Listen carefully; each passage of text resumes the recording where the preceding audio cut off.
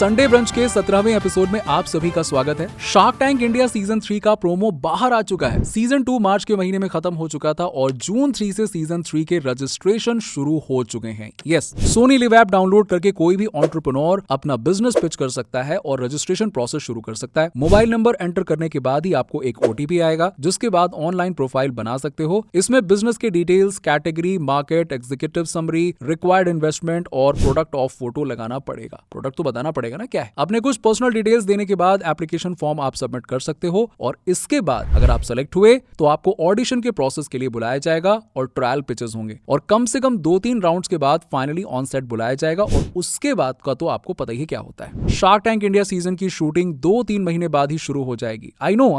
अब आप क्या सोच रहे होंगे कि सीजन 3 में अश्नीर होंगे या नहीं होंगे। तो फिलहाल तो कोई ठोस सबूत नहीं है इस बात का, लेकिन हाँ, अश्नीर की तरफ से साफ साफ जवाब आ चुका है कि उनका अब इसमें कोई मन नहीं है शार्क टैंक में आने का। सीधी बात है। अश्नीर के भारत पे केस में एक और बात सामने आई है। उन्होंने एक ट्वीट में बताया कि कंपनी के एनुअल FY 2022 के रिपोर्ट में कोई फ्रॉड का जिक्र नहीं हुआ है। ये रिपोर्ट डेलॉयट ने बनाई थी और इसमें साफ लिखा है कि ऑडिट रिपोर्ट में कोई भी फ्रॉड नहीं पाया गया। अश्नीर और उनकी वाइफ माधुरी जैन ग्रोवर पर 81 करोड़ के फ्रॉड का मुकदमा चल रहा है दिल्ली हाई कोर्ट में। अब आपको याद ही होगा कि पिछले ही हफ्ते भारत पे के को-फाउंडर भाविक कोलाडिया ने अश्नीर को खुलेआम सॉरी कहा था, लेकिन अश्नीर ने सॉरी एक्सेप्ट ना करते हुए उनकी खटिया खड़ी कर दी थी। तो उनके कोर्ट केस में धीरे धीरे खुलासे हो रहे हैं कि आगे क्या हो रहा है क्या नहीं हो रहा है। अश्नीर इंडिया के बिजनेस जर्नलिस्ट पर भी भड़के, जिन्हें सच्ची बातों से कोई फर्क नहीं पड़ता है, लेकिन कंट्रोवर्सी बोलते ही आ जाते हैं। दोस्तों, अगली खबर भी स्टार्टअप से जुड़ी हुई है। इंडिया की highest number of startups Maharashtra state से हैं। कुल मिलाकर 13,419 स्टार्टअप्स हैं। उसके बाद कर्नाटका से 8,881 स्टार्टअप्स, दिल्ली से 8,636 स्टार्टअप्स, उत्तर प्रदेश से 6,654 स्टार्टअप्स, गुजरात से 4,920 स्टार्टअप्स, हरियाणा से 3,985, तमिलनाडु से 3,953, तेलंगाना से 3,875, वेस्ट बंगाल से 2,301, राजस्थान से 2,299 और मध्य प्रदेश से 2,119 स्टार्टअप्स हैं। ये हर स्टेट का डेटा है। अगली खबर है ज़ीरोधा से। ज़ीरोधा के को फाउंडर और बिलियनियर निखिल कामत ने द गिविंग प्लेज ज्वाइन कर लिया है।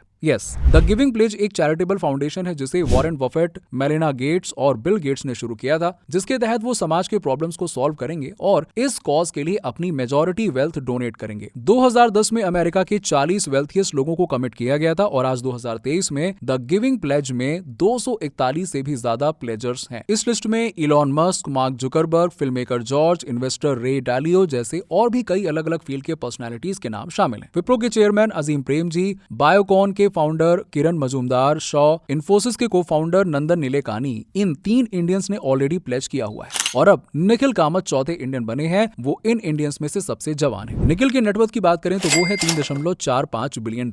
इसके अलावा उनका खुद का यंग इंडियन फिलैंथ्रोपिक प्लेज यानी कि YIPP, जहां वो स्टार्टअप इकोसिस्टम के लीडर्स के साथ में मिलकर अपने नेटवर्थ का 25% फिलैंथ्रोपी के लिए देने वाले हैं। अगली खबर है जिसमें Bengaluru based electric vehicle startup River ने $15 मिलियन के एक फ्रेश फंडिंग राउंड में Dubai based conglomerate AI Fountain से पैसे उठाए हैं। राइवर के पुराने investors Lower Carbon Capital, Toyota Ventures, Maniv mobility और ट्रक्स VC ने भी इस राउंड में हिस्सा लिया था। उन्होंने अपना 2 व्हीलर इलेक्ट्रिक व्हीकल लॉन्च किया है जिसका नाम है इंडाई। अभी उनकी वेबसाइट पर प्री ऑर्डर्स चल रहे हैं जिसमें ₹1250 के साथ आप प्री ऑर्डर्स कर सकते हैं। इसका प्राइस 1,25,000 से शुरू होगा। फिलहाल इंडिया में ईवी का मार्केट काफी तेजी से बढ़ रहा है। ओला, ओकिनावा, TVS, एथर, ये सारी कंपनीज 2 व्हीलर इलेक्ट्रिक व्हीकल्स बना रही हैं और राइवर भी इन्हीं के साथ compete करेगा। लेकिन कंपैरिजन में राइवर के 2 व्हीलर्स के डिजाइन काफी ज्यादा कूल हैं और जून 1 से भारत सरकार ने अनाउंस किया है कि वो ईवी सब्सिडीज हटाने वाली है और इसके कारण ईवी के दाम और बढ़ जाएंगे। Health and fitness platform Healthify ने pre series D funding round में कुल $30 मिलियन उठाए हैं। लीप फ्रॉग इन्वेस्टमेंट्स और खोसला वेंचर्स ने इस राउंड में हिस्सा लिया था। इंडिया में काफी फंडिंग सिर्फ अर्ली स्टेज स्टार्टअप्स में हो रहे हैं क्योंकि कम पैसे लगते हैं और फंडिंग विंटर्स में कोई भी VC ज्यादा पैसे लगाना नहीं चाहता है। लेकिन हेल्थीफाई ने late stage funding deal crack कर लिया है। Fantasy stock gaming application trading leagues ने pre series A funding round में $3.5 मिलियन की फंडिंग उठाई है। इस राउंड में लियो कैपिटल, जीजी भोय family office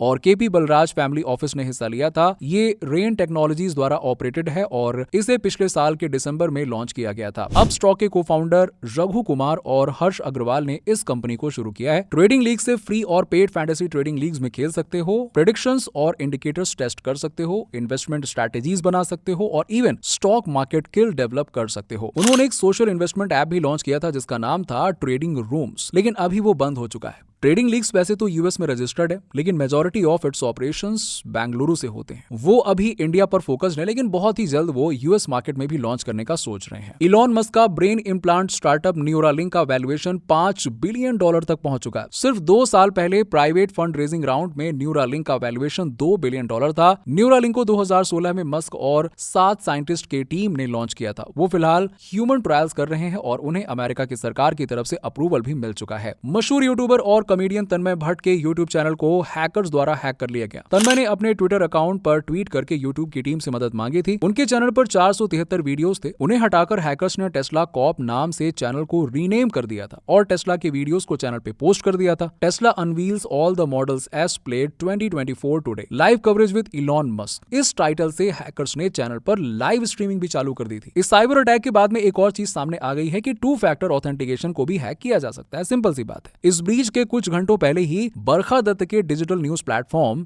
the mojo story को भी हैकर्स द्वारा हैक कर लिया गया था और उनके यूट्यूब चैनल को @टेस्ला न्यूज स्टार 05 नाम दिया गया था। तो जाहिर सी बात है कि हैकर्स दर्शाना चाहते हैं कि वो दोनों एक ही ऑर्गेनाइजेशन का काम। फिलहाल उनका चैनल रिस्टोर हो चुका है, लेकिन उनका कमेंट्स सेक्शन पूरी तरह से खाली है। इस हफ्ते की सबसे बड़ी खबर आई है बीबीसी की तरफ से। बीबीसी के दिल्ली और मुंबई ऑफिसेज में इनकम टैक्स वालों ने छापा मारा था। वो रेड बीबीसी में 3 दिन तक चली थी और अब पता चला कि बीबीसी ने सही में कम इनकम टैक्स भरा था। ये सारा मामला तब शुरू हुआ था जब बीबीसी ने प्राइम मिनिस्टर नरेंद्र मोदी पर डॉक्यूमेंट्री बनाई थी, जिसके बाद इनकम टैक्स बीबीसी के ऑफिस पर धमक पड़ी। लेकिन अब पता चला कि उन्होंने 40 करोड़ का इनकम अनरिपोर्टेड ही रखा था। मोदी जी द्वारा चेयर्ड यूनियन कैबिनेट ने भारत संचार निगम लिमिटेड यानी कि बीएसएनएल को रिवाइव करने के लिए 89,047 करोड़ का पैकेज अनाउंस किया है, लेकिन ये सिर्फ थर्ड रिवाइवल पैकेज है। 2019 में सरकार ने 59,000 करोड़ का पहला पैकेज दिया था और जुलाई 2022 में सरकार ने 1,64,000 करोड़ का एक और पैकेज दिया था। सरकार ने टोटल ऑथोराइज्ड कैपिटल को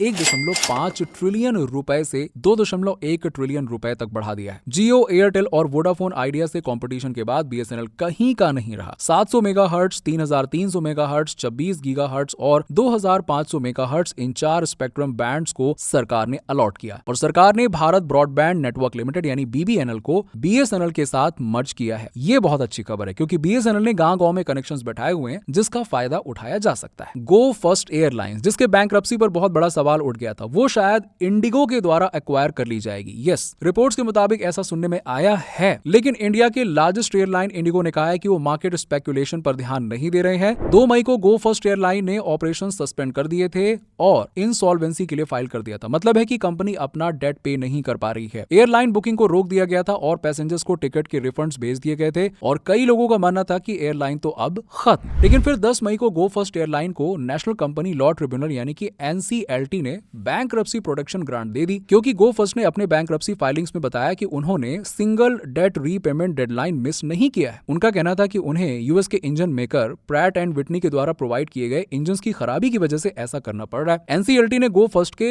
एग्जिस्टिंग बोर्ड ऑफ डायरेक्टर्स को सस्पेंड कर दिया और एक इंटरिम रेजोल्यूशन प्रोफेशनल्स यानी कि आईआरपी को भी अपॉइंट कर दिया है। ये आईआरपी एयरलाइन मैनेजमेंट को टेक ओवर करेंगे और उनका काम होगा गो फर्स्ट को इस क्राइसिस से बाहर निकालना। फिलहाल तो वो ऑपरेशंस को सस्पेंड किए जा रहे हैं। तो दोस्तों, अगर आपको गो फर्स्ट का पूरा केस जानना है तो हमने इस पर ऑलरेडी फुल वीडियो बनाया हुआ है, तो आप चैनल पर जाकर देख सकते हैं। केरला के फार्मर्स जोन को फूड एंड एग्रीकल्चर ऑर्गेनाइजेशन के एक्सेलरेटर प्रोग्राम के लिए सेलेक्ट किया गया है। फार्मर्स फ्रेश जोन उन 12 एग्री फूड स्टार्टअप्स की लिस्ट में शामिल है जिन्हें यूएन बॉडी अब बिजनेस डेवलप करने के लिए इस्तेमाल करेगा। केरला स्टार्टअप मिशन यानी कि KSUM के अंडर ये स्टार्टअप फंक्शन करता है। इसके अलावा आपको पता होगा कि ओपनएआई के सीईओ सैम अल्टमैन फिलहाल इंडिया टूर पर है और ChatGPT इंडिया में जबरदस्त बहुत ही तेजी से ग्रो हुआ है। तो वो मोदी जी से मिले और उन्होंने इंडिया के स्टार्टअप इकोसिस्टम को भी नजदीकी से देखा। रिपोर्ट्स के मुताबिक वो कुछ स्टार्टअप में इन्वेस्ट भी करने वाले हैं। Chief economic adviser V Anantha Nageswaran ने बताया कि इंडिया की इकोनॉमी चाइना की तरह ही ग्रो कर सकती है अगले 10 से 15 साल के लिए। तो दोस्तों, आज के लिए फिलहाल इतना ही।